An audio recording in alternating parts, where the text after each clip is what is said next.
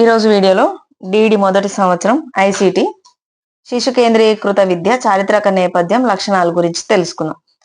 John Dewey, gene పియాజే, లైవైగాట్స్కీ వంటి ప్రముఖ విద్యావేత్తలు పిల్లల అభ్యసనంపై చేసిన పరిశోధనలు మనం సాంప్రదాయకంగా వాడుతున్న ఉపాధ్యాయ కేంద్రీకృత బోధనా విధానం నుంచి విద్యార్థి కేంద్రీకృత బోధనా విధానంలోనికి మారవలసిన ఆవశ్యకతలను తెలియజేస్తాయి. అలాగే మేరియా మాంటిస్సోరీ పూర్వ ప్రాథమిక విద్యపై చేసిన పరిశోధనలు దాని కొరకై రూపొందించిన పిల్లల కృత్యాలు కూడా ఉపాధ్యాయ కేంద్రీకృత బోధనా విధానం నుంచి మారవలసిన ఆవశ్యకతను తెలియజేస్తాయి.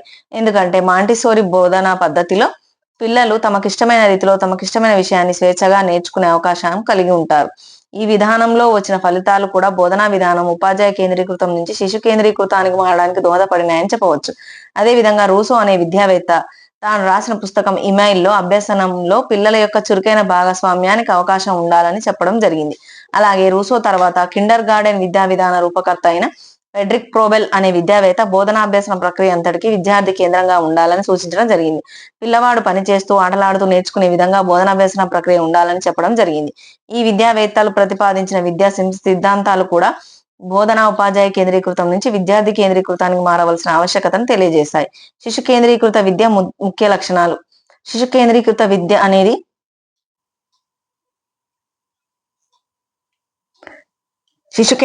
విద్య అనేది పిల్లలు ఆనందంగా, ఆహ్లాదకరంగా, భయం, ఒత్తిడి లేని స్వేచ్ఛాయుత వాతావరణంలో నేర్చుకోవాలి అనే మౌలిక సూత్రం పైన ఆధారపడి ఉంటుంది.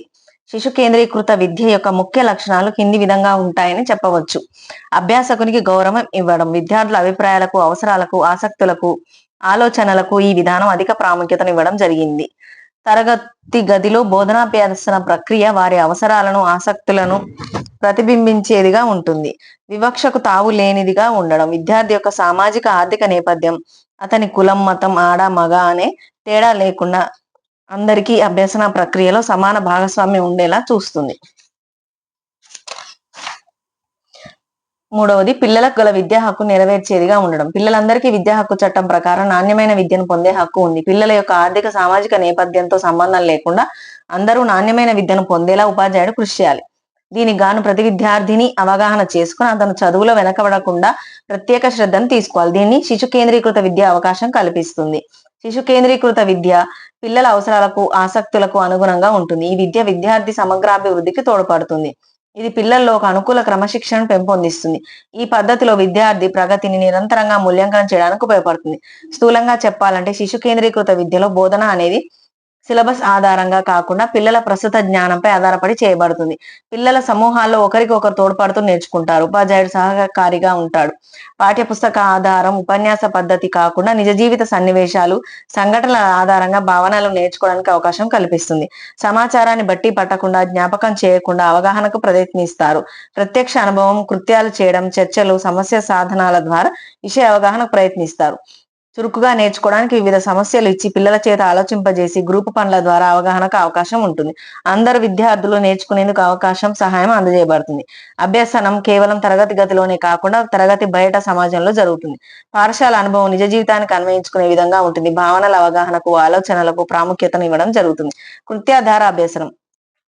తరగతి గదిలో గాని బయట గాని పిల్లల అభ్యసన ఏదైనా కృత్యం ఆధారంగా జరిగితే అలాంటి అభ్యసనాన్ని కృత్యాధార అభ్యసనం అంటారు. మన దేశంలో గత కొన్ని సంవత్సరాలుగా ఈ పద్ధతిని ప్రాచుర్యంలోకి తీసుకురావడానికి అనేక ప్రయత్నాలు జరిగాయి. చాలా మంది ఉపాధ్యాయులు ఈ పద్ధతిపై సరైన అవగాహన లేకుండా, దీనిని సరిగ్గా అన్వయించుకోకుండానే ఈ పద్ధతిలో బోధించడానికి ప్రయత్నించడం జరుగుతున్నది. కృత్యాధార అభ్యసనం గురించి తెలుసుకోవాలంటే మనం క్రింది ప్రశ్నకు సమాధానం వెతకాలి. కృత్యం అంటే ఏమిటి? కృత్యాధార పద్ధతిని ఎప్పుడు అవలంబించాలి, ఎలా అవలంబించాలి? కృత్యాధార పద్ధతి నిజంగా అవసరమా? కృత్యాధార అభ్యసనం అనేది చాలా పురాతనమైన భావన. 1759 సంవత్సరంలో జీన్ జాక్ రూసో అనే విద్యావేత్త తాను రాసిన పుస్తకం ఇమైల్లో అభ్యసనం అనేది విద్యార్థి స్వభావానికి అనుగుణంగా ఉండాలి అని చెప్పడం జరిగింది. విద్యార్థి స్వతంత్రంగా తనకిష్టమైన రీతిలో పనిచేస్తూ నేర్చుకోవాలి అని అనేక విద్యావేత్తలు చెప్పడం జరిగింది. పిల్లలు బడికి రాకముందు ఎన్నో విషయాలు నేర్చుకుంటారు. ఈ విషయాలన్నీ కూడా వారు సొంతంగా ఏదో పని చేస్తూనే, పరిశీలిస్తూనే, చర్చిస్తూనో నేర్చుకోవడం జరుగుతుంది. కృత్యాధార అభ్యాసం అనేది విద్యార్థి సహజ అభ్యసన అలవాట్లకు చాలా దగ్గరగా ఉంటుంది. కృత్యాధార అభ్యసనం అనేది అభ్యసనం యొక్క మౌలిక సూత్రాలను ప్రతిబింబించేదిగా ఉంటుంది. కృత్యాధార అభ్యసన విధానంలో అభ్యసనం క్రింది సూత్రాలపై ఆధారపడి ఉంటుంది. 1 ఉన్ముఖీకరణ సూత్రం, 2 చురుకైన భాగస్వామ్య సూత్రం, 3వది వ్యక్తిగత అభ్యసన సూత్రం. ఉన్ముఖీకరణ సూత్రం. అభ్యసనం అనేది ఆసక్తి ఉన్నప్పుడే సాధ్యపడుతుంది. విద్యార్థులు బయట ఎన్నో విషయాలు నేర్చుకోవడం మనం చూస్తాం. అయితే వారు ఏం చేసినా ఏది నేర్చుకున్నా వారికి దానిపై పూర్తి ఆసక్తి ఉంటుంది. ఎవరి ఒత్తిడి గాని బలవంతం గాని ఉండదు. కాబట్టి అభ్యసనం జరగాలంటే విద్యార్థులకు తాము చేసే పని పట్ల ఆసక్తి రేకెత్తించి వారికి ప్రేరణ లేదా ఉన్మీకీకరణ కల్పించబడాలి. ఇది కృత్యాధార అభ్యసనంలో సాధ్యపడుతుంది. చురుకైన భాగస్వామ్య సూత్రం. అభ్యసనం అనేది విద్యార్థి ఆ ప్రక్రియలో చురుకుగా పాల్గొన్నప్పుడే సాధ్యపడుతుంది. పిల్లలు తమ స్నేహితులతో చర్చించుకోవడం, ఏదైనా పని చేయడం, ఆటలాడడం మనం గమనిస్తే వారు ఆయా పనులలో చురుకుగా పాల్గొనడం చూస్తాం. తరగతి గదిలో కూడా అభ్యసనం ప్రక్రియలో విద్యార్థికి అలాంటి చురుకైన భాగస్వామ్యం కల్పించినప్పుడు అభ్యసనం జరుగుతుంది. కృత్యాధార అభ్యసనం విద్యార్థి యొక్క చురుకైన భాగస్వామ్యానికి అవకాశం కల్పిస్తుంది. వ్యక్తిగత అభ్యసన సూత్రం. పిల్లల అభ్యసన సామర్థ్యాలు విభిన్నంగా ఉంటాయి. ఒక విషయాన్ని నేర్చుకునే క్రమంలో పిల్లల ఆలోచనల్లో, నేర్చుకునే విధానాలలో ఎంతో వైవిధ్యం ఉంటుంది. విద్యార్థికి ఎప్పుడు అందులో ఒకటిగా కాకుండా వ్యక్తిగతంగా తన ఆలోచనలకు, అభిప్రాయాలకు అనుగుణంగా అభ్యసనం కొనసాగించే అవకాశం లభించినప్పుడు అభ్యసనం వేగవంతం అవుతుంది. ఇలాంటి అభ్యసనం జరగడానికి కృత్యాధార అభ్యసనం దోహదం చేస్తుంది. మరొక వీడియోలో మళ్ళీ కలుసుకుందాం.